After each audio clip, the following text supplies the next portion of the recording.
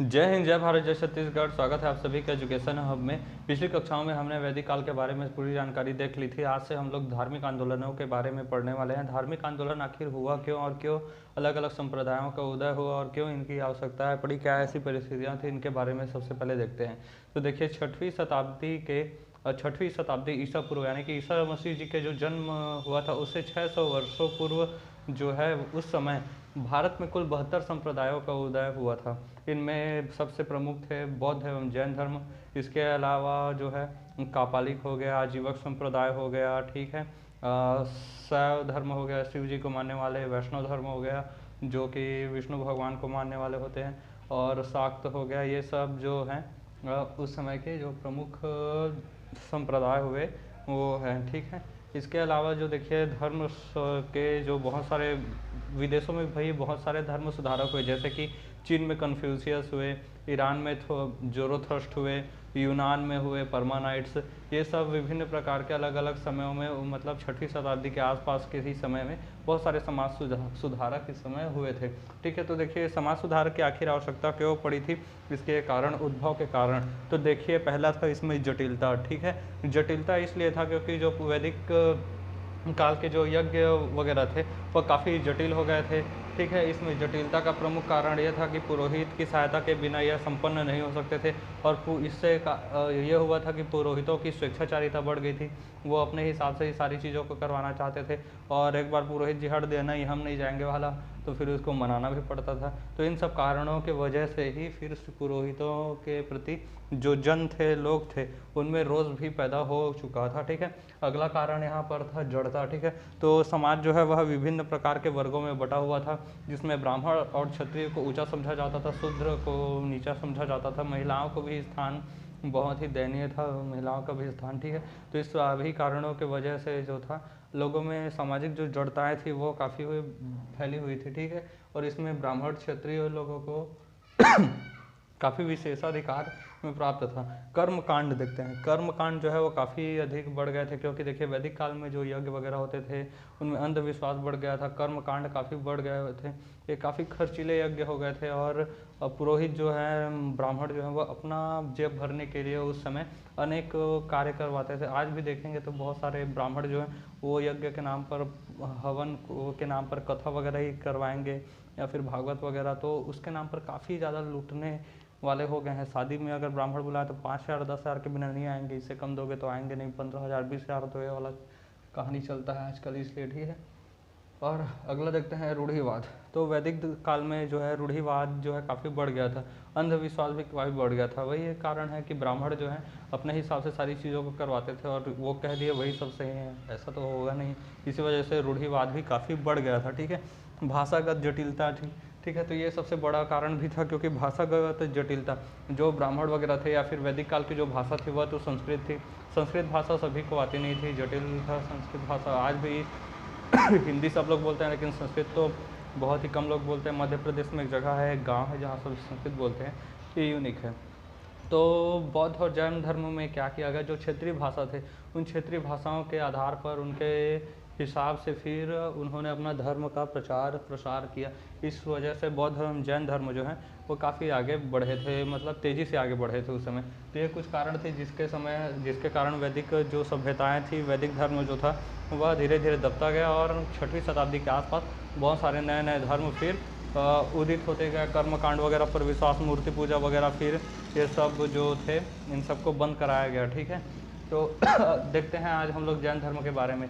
जैन धर्म देखिए, जैन धर्म आप लोग देखते होंगे भारत में ये लोग अल्पसंख्यक हैं, बहुत ही कम होते हैं जैन धर्म के लोग। मतलब भारत की जनसंख्या 140 करोड़ है, इस वजह से कम है। हालांकि ये लोग की संख्या जो है वो करोड़ों में है, 2-3 करोड़ इनकी भी जनसंख्या 1 करोड़ के आसपास है। एक पूरा इजराइल देश इसमें बस जाएगा, इतना है, ठीक है। तो जैन धर्म में देखिए, जो जैन है, जैन शब्द जो है वह संस्कृत के जिन से मिलकर बना है। जिन का अर्थ होता है विजेता, ठीक है। जैन धर्म में जो जैन शब्द है वह संस्कृत के जिन शब्द से मिलकर बना है, और जिन का अर्थ होता है विजेता, यानी कि जो विजय प्राप्त कर ले हर चीज़ पर वो कहलाता है विजेता। तो जिनका अर्थ हो गया विजेता। इसमें अहिंसा पर जोर दिया गया है। जैन धर्म जो है वो प्रमुख उद्देश्य है, अहिंसा पर जोर दिया गया है। इसमें अहिंसा नहीं करना है, ठीक है। जैन धर्म का संस्थापक जो थे वो ऋषभदेव माने जाते हैं। ऋषभदेव जिन्हें आदिनाथ कहा जाता है, तो आदिनाथ या ऋषभदेव जी को तो जैन धर्म का संस्थापक कहा जाता है, ठीक है। लेकिन जैन धर्म का जो वास्तविक संस्थापक कहा जाता है, जिन्होंने जैन धर्म को विशिष्टता दिलाई और मतलब वास्तविक संस्थापक से तात्पर्य है कि इन्होंने जैन धर्म को काफ़ी ब्रॉड लेवल पर लेकर गए, तो वो थे वास्तविक संस्थापक महावीर। केवल संस्थापक कहेगा तो ऋषभदेव, और वास्तविक संस्थापक भगवान महावीर थे, ठीक है। प्रवर्तक, देखिए जैन धर्म का जो प्रवर्तक था उन्हें तीर्थंकर कहा जाता है, ठीक है। जैन धर्म के जो प्रवर्तक होते हैं उन्हें तीर्थंकर कहा जाता है, ठीक है। जैसे कि जैसे इस्लाम में देखेंगे तो इस्लाम में जो प्रवर्तक होते हैं उन्हें कहा जाता है पैगंबर, ठीक है, जैसे पैगंबर मोहम्मद साहब, ठीक है। उसी प्रकार से जैसे ईसाइयों में जो प्रवर्तक होते हैं ईसा मसीह हैं, ईसा मसीह जी, उसी प्रकार से इसमें जो प्रवर्तक होते हैं उन्हें तीर्थंकर के नाम से जाना जाता है। तीर्थंकर का अगर शाब्दिक अर्थ देखें तो तीर्थंकर का अर्थ होता है कि ये संसार जो है वह दुख से भरा हुआ है, तो इस दुख रूपी संसार से, दुख से भरे इस संसार को पार लगाने वाला, जो पार लगाने वाला होता है वह कहलाता है तीर्थंकर, ठीक है। तो जैन धर्म में कुल 24 तीर्थंकर हुए थे, ठीक है। जैन धर्म में कुल 24 तीर्थंकर हुए थे। याद रखेंगे आप लोग, 1 से लेकर 24 तीर्थंकर का नाम याद रखना जरूरी नहीं है। पहला जो थे ऋषभदेव थे, इन्हें याद रखिएगा। इसके अलावा 23वें और 24वें, 23वें में पार्श्वनाथ जी और 24वें में महावीर स्वामी, जो कि वास्तविक संस्थापक के नाम से जाने जाते हैं। ये तीनों महत्वपूर्ण हैं। इनके अलावा जो भी हैं उन्हें आप अपनी शिक्षा अनुसार याद करना चाहें तो कर सकते हैं, बाकी उतना महत्वपूर्ण एग्जाम पॉइंट ऑफ व्यू से नहीं है, ठीक है। तो देखिए जैन धर्म के जो प्रमुख संस्थापक, पहले संस्थापक जो थे, पहले तीर्थंकर थे वो ऋषभदेव थे। ऋषभदेव जी जो हैं उन्होंने हिमालय पर निर्वाण प्राप्त किया था। हिमालय पर एक स्थान है अष्टपद, उस अष्टपद पर इन्होंने ऋषभदेव जी, जिन्हें आदिनाथ कहा जाता है, उन्होंने निर्वाण प्राप्त किया था, ठीक है। तो जैन धर्म में कुल 24 तीर्थंकर हुए हैं। पहले जो हैं ऋषभदेव जी हैं, ठीक है, ये याद रखिएगा। अब देखते हैं 23वें तीर्थंकर जी, जो है पार्श्वनाथ या फिर जिन्हें पारसनाथ कहा जाता है, जो वाराणसी के राजा थे अश्वसेन। इस वाराणसी के राजा अश्वसेन के यहाँ पार्श्वनाथ जी का जन्म हुआ था, जिन्हें पारसनाथ या पार्श्वनाथ भी कहा जाता है, ठीक है। ये जो वाराणसी के राजा अश्वसेन थे, ये इक्ष्वाकु वंश के राजा थे, ठीक है, इक्ष्वाकु वंश के राजा थे। देखिए जितने भी तीर्थंकर वगैरह हुए हैं, जितने भगवान टाइप से लोग हुए हैं, महान व्यक्ति हुए हैं, वो सब राजा महाराजा ही थे।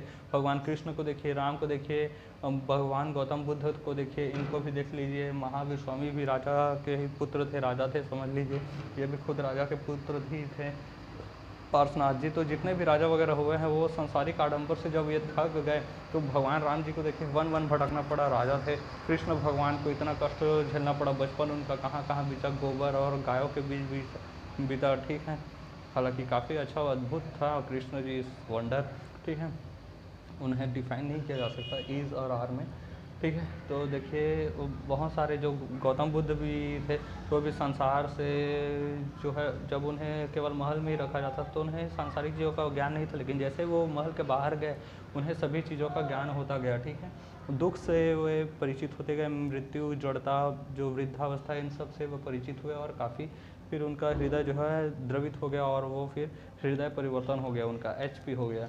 उसके बाद वो घर से निकले और फिर ज्ञान प्राप्ति किए। तो उसी प्रकार से देखिए तीर्थंकर, 23वें तीर्थंकर पार्श्वनाथ जी हैं, वो भी राजा अश्वसेन के पुत्र थे, जो कि इक्ष्वाकु वंश के राजा थे।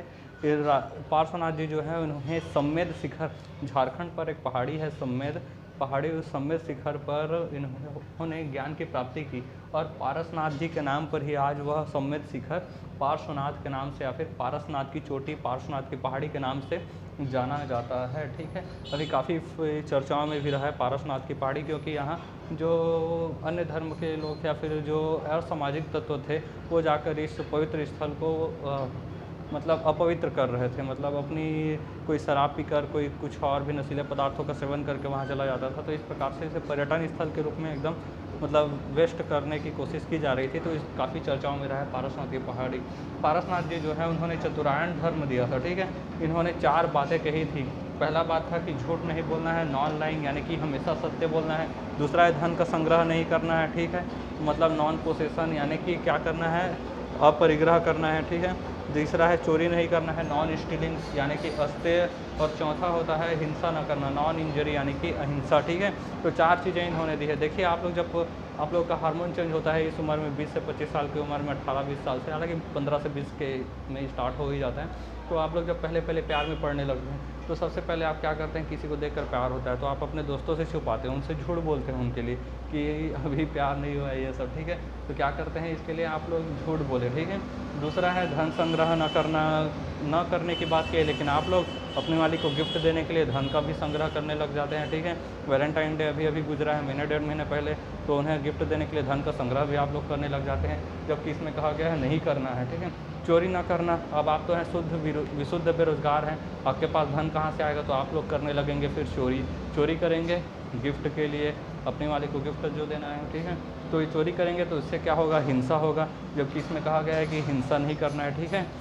तो ये सारी चीज़ें भगवान जानते थे पार्श्वनाथ जी कि इस उम्र में ये सब गलतियाँ होंगी, इसलिए चारों चीज़ों को दे दिया गया है। जब झूठ ही नहीं बोलेंगे तो और क्या चीज़ होगा, उसके लिए धन संग्रह ही नहीं करना है, चोरी ही नहीं करना है, तो अहिंसा भी नहीं होगा, ठीक है। तो सारी चीज़ों को रिस्ट्रिक्ट कर दिया गया है, ठीक है। ये सारी चीज़ें जो है वो समझ में आ गई होंगी आप सबको। अगले क्लास में हम 24वें तीर्थंकर भगवान महावीर जी के बारे में पढ़ेंगे, जो कि इस धर्म के वास्तविक संस्थापक के रूप में जाने जाते हैं। मिलेंगे नेक्स्ट क्लास में, तब तक के लिए जय हिंद।